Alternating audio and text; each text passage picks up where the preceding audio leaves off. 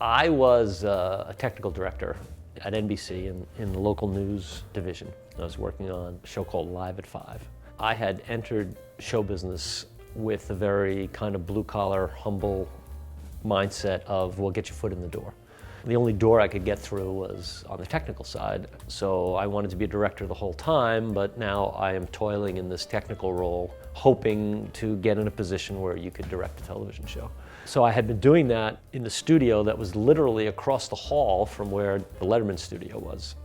And while we were getting ready to go on the air with stories about political scandals and fires, the Letterman people would bring in a camel, and I was just a little kid with my nose pressed against the glass, like, how could I be this close and not on the other side of the hall? That's everything I want to do. There's music acts there, and there's beautiful people, and out of the blue, the technical director on that show didn't want to do it anymore.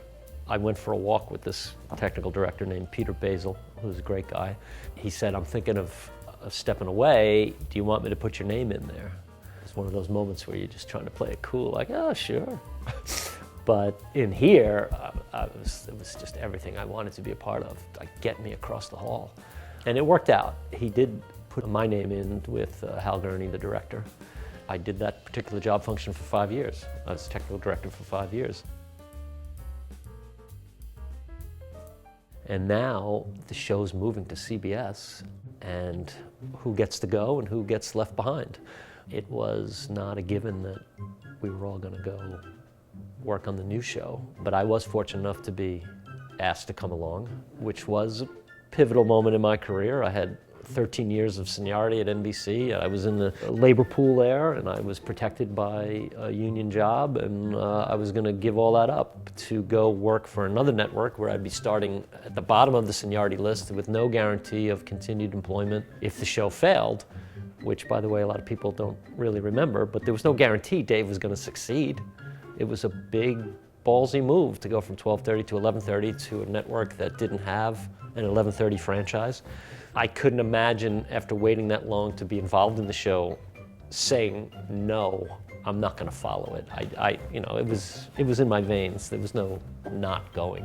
When the show started at the Ed Sullivan Theater and we premiered, I can't imagine a more exciting time. It was every little boy's dream if you want to work in television. There were all the toys, all the people, big, big stars, tremendous anticipation from the public, a sense from all of our coworkers that we're doing something significant and meaningful. And then the most absurd thing happened in the world. Hal Gurney called me up to his office and said, would you like to direct the show? And to this day, I couldn't believe what I was hearing. It was like lusting after that one girl and knowing that you really don't have a shot and you just kept your mouth shut, but privately, that's all you could think about. And now that girl says to you, oh, well, you want to spend some time together. I just couldn't get over it.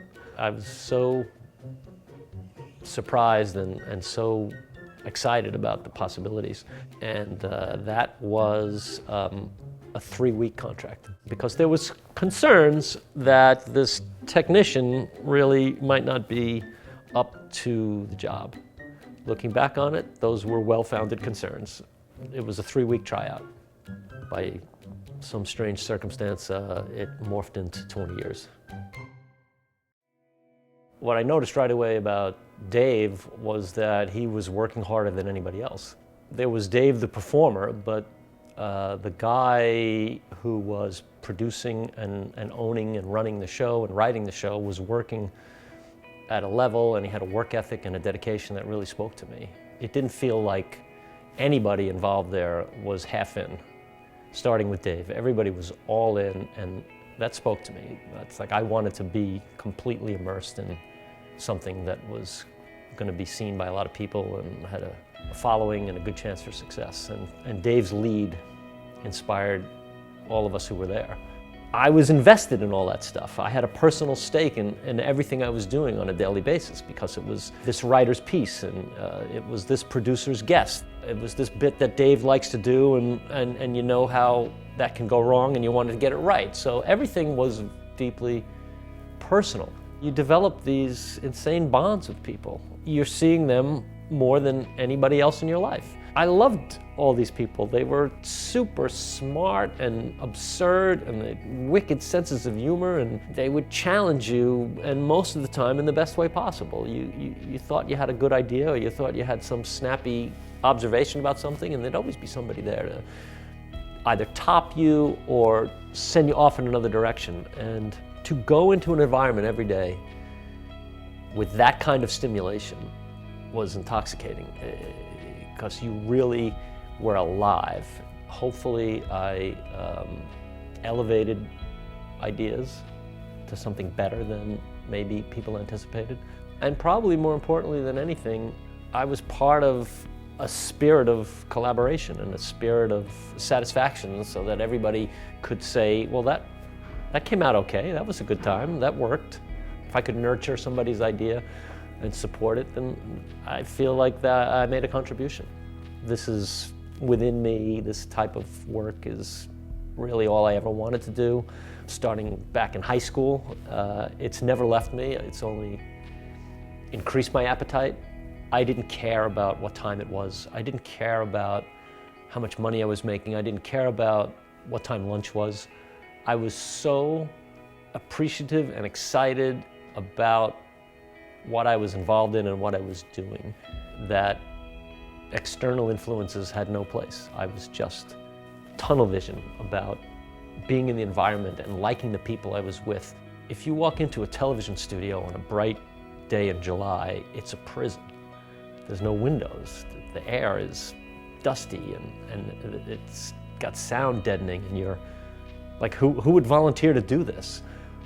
But if you were doing a bit of comedy that involved David Letterman and Nathan Lane or Steve Martin or Eddie Vedder were going to come in there and give you 45 minutes of their time, well, then that TV studio isn't a prison, that's a playground. That's like the best place to be on that July day, and you don't care if you're missing a game of golf or you could have gone to the Yankee game. That's all I wanted to do, was be in that room. It was the realization of everything I set out to do leaving college. And I was allowed to raise my son in one location, and I was paid nicely, and I had creative autonomy. I mean, I got to make decisions and do things with not a lot of oversight, and I never stopped appreciating that.